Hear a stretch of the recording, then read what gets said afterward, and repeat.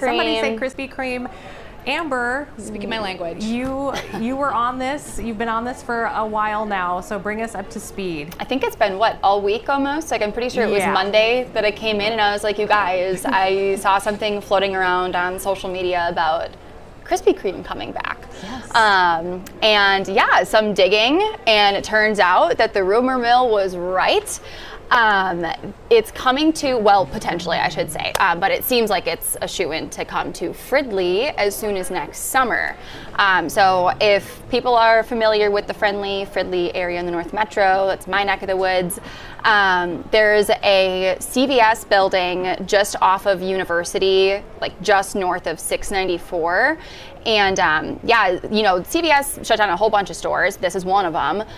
And it turns out that Krispy Kreme has some interest. So they submitted plans to the city earlier, I want to say in September is what the city planner told me, to put a shop in there. And I'm told this morning, I talked to the city planner, and she says that they anticipate approving the plan by the end of this month. Woo. And then that would set everything else in motion, donuts on the line.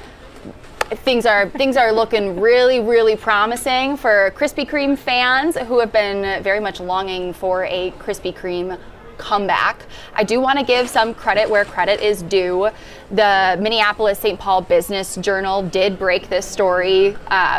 So they kind of helped me get a little bit of a footing to see where I was going, Yeah, so JD Duggan, I think, was the reporter on that. So we're getting props to JD. We're getting more details as time goes on. The city was like super stoked to talk to media. She's like, everyone's really excited. I mean, who doesn't love a good donut?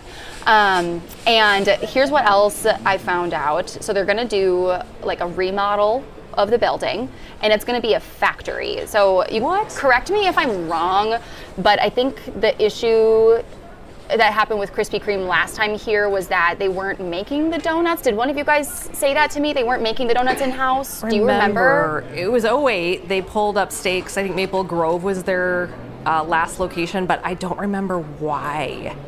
There was some talk that the Krispy Kreme donuts became so widely available, like you could get them in boxes at, like, say, Target or Cub, that it became less of a kind of, like a hidden treasure, and it just became a standard that you could get them anyway. So the tale goes. Yeah.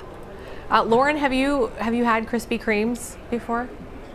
Yeah, not in Minnesota. Usually, though, on road trips, if we're headed down maybe the 35 corridor, I think there's some in like the Kansas area that I've had Krispy Kreme. But I'm a sweet treats girl. Like when I'm at MSP Airport, I got to get Cinnabon before I walk out the door. So this is very exciting news for me. Yes. Do you guys? I might. You guys want some Cinnabon? Yes. Seriously, bring it back. Yes. For real. Okay. I've never had Krispy Kreme. As much as I've been digging into this, I've never had one of their donuts. I grew up in rural Wisconsin. I think there might be a Krispy Kreme in the Milwaukee area. So, I've never had the opportunity, I guess, really. So it's really but Amber, you had Quick Trip Glazers, so I'm a Quick Trip girl through and through. We were talking this morning. Quick Trip is rolling out a Glazer donut beer. I mean, neither here nor there. I'd rather talk about Krispy Kreme right now because that's the hype. But if you are a Quick Trip fan, heads up, there's a donut beer because the Glazer donut at Quick Trip just turned 21 years old. Oh. So it's now legal to drink. Get it? So now it's like the beer. Yes.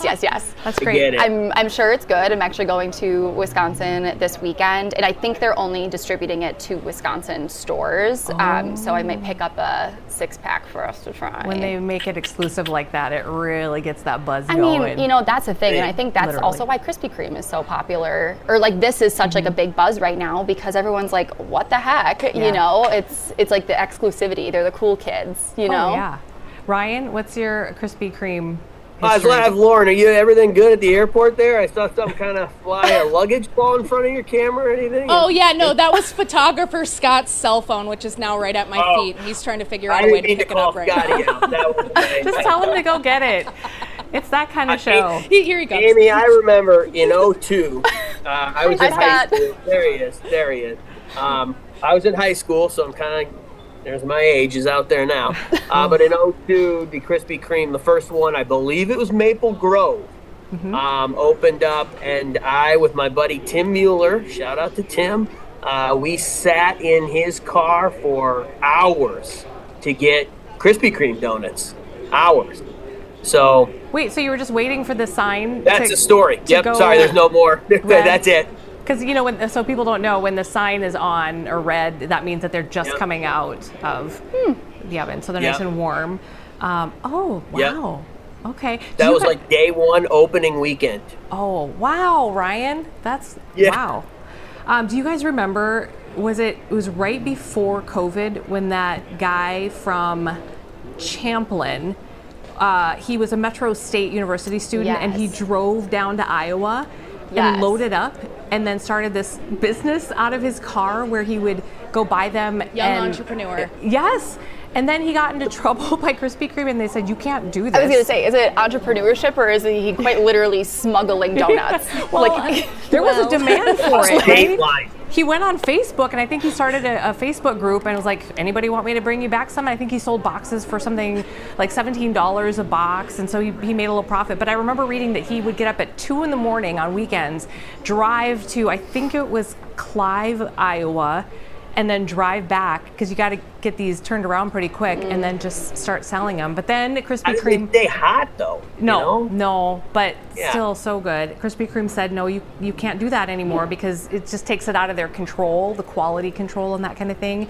But then there was a PR nightmare, so then they were like, oh no, you can now, it's okay. But then I don't know what happened after that. So I think we need to get a hold of Jason Gonzalez was his name. Yeah, we should touch base with him, kind of see where he's at today. I would love his take on this, you know? Yes, Jason's hot take on Krispy Kreme actually coming here. Maybe they'll hire him.